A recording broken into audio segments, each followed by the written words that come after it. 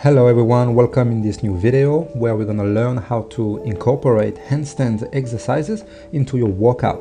We're going to go through a specific preparation, exercise variation that leads to the handstand and the handstand push-up, and finally the handstand push-up by itself in order to bring some more spice into your workout and have more fun on your way to master your own body.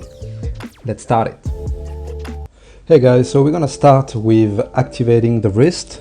We're gonna call it the wrist preparation. So basically, you're gonna start by doing what we call the laptop hands. You're gonna activate your fingers. You wanna grab the floor like the floor is made of sand. So you wanna spread the pressure between your wrist and your fingers, not only on your wrist. And then gently, we're gonna shift the body weight forward with control. We don't wanna crush the wrist. We are just warming up and activating the wrist.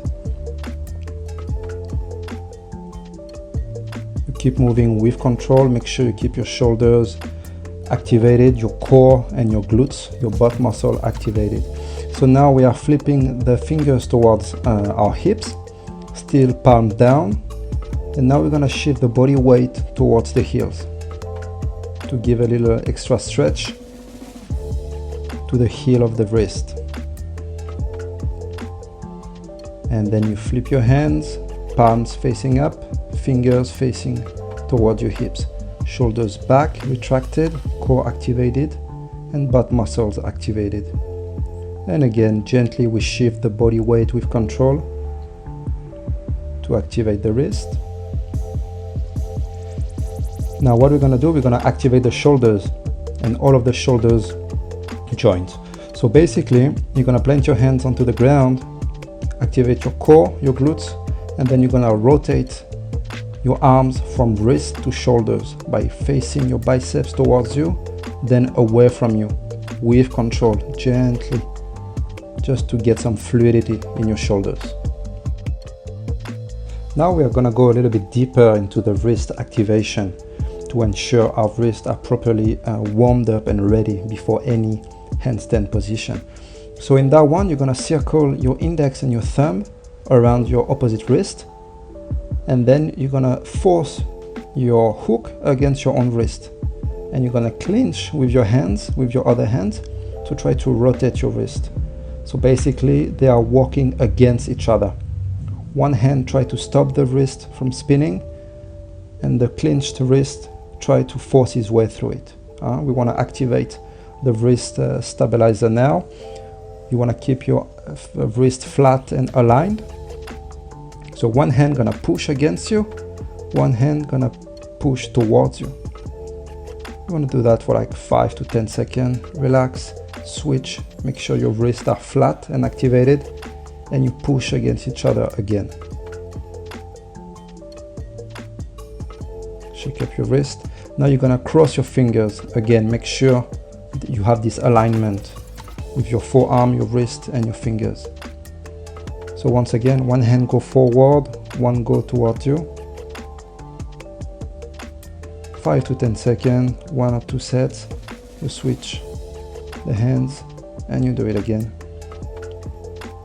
So now all of the little muscles around your wrist are activated.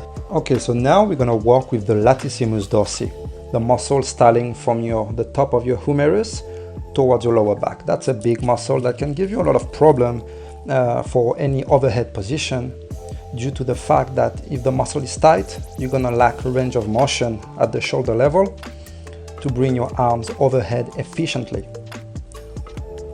So that's why we're gonna work on it with a specific exercise. You're gonna need a stick, a broomstick, a mop stick, whatever you find at home, a chair, and then you're gonna place your hands, you're gonna grab the stick with your palm facing up at a shoulder width distance apart. You're gonna place your elbows onto the edge of the chair, and you're gonna drive your chest to the ground to try to get more mobility. Now, really important here, make sure you round your spine like so. I know, it's thing that we usually never advise, but in this specific case, you want to make sure you are hitting the lats. Because if you extend your spine like this, you're just gonna stretch your thoracic spine. So by curving your spine like so, we are ensuring that the technique, the exercise that we are doing right now, work on the latissimus mobility, flexibility. You take some deep breath, you go down, make sure you drive with your chest. For any PNF technique, you can refer to the previous mobility video on the Instagram account. Now we are going to work with muscular intercoordination. It's basically, we're going to synchronize your nervous system and your muscle activation to bring movement efficiency and stability, which are of course crucial for the handstand mastery. So basically, what does that mean? That means we're going to learn how to fire the core and the glutes muscles, the butt muscles together to stabilize the trunk and the pelvis, which is the foundation of an efficient handstand position. All right, so contracting the glutes and the core together. The way we're going to do so is lay down. We're going to go into a dish position.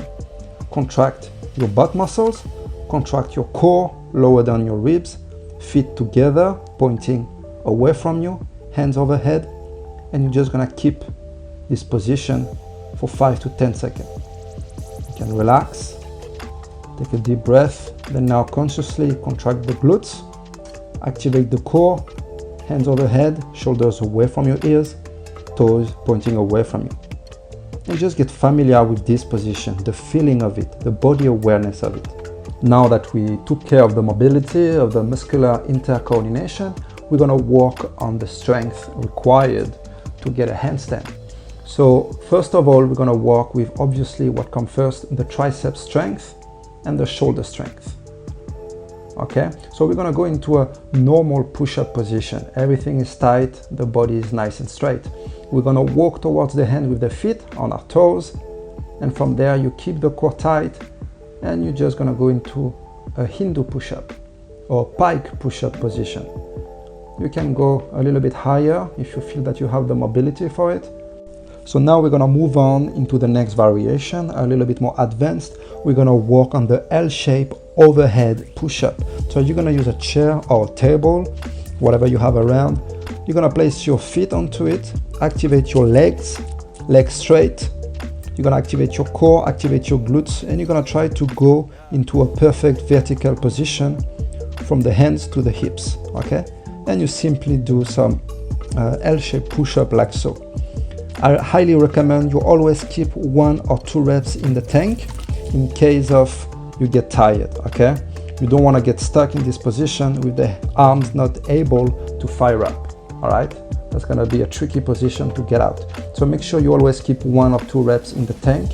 That's going to allow you to get out of the position safely. So now that we are ready for the handstand variation, you can start with using 2 towels. We can fold it to get some thick layers, and you place them on top of each other. Now you want to place them like, I would say, 2 fists away from the wall, 1 or 2 fists, and then you want to place your body so you are creating a tripod between your head and your hands.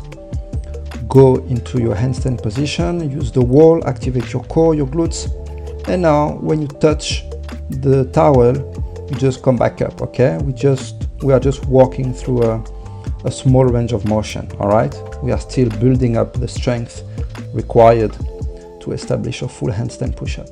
You go again, you take off 1 blanket if you feel that you can, and again, you just go through it, 5 to 10 reps, regarding your progression. And if you feel that you have the strength to not rely on your head, make sure you never rely on your head, okay? In this position, we don't want to create any unnecessary stress on the neck and the spine by compressing. Just my hair are just touching the ground, and you can go for the full variation. Hope you guys enjoyed this video and help you to master the handstand and have some more fun into your home workout to get some more challenging activities rather than doing regular push-up, which I admit can become boring over time. Thanks guys.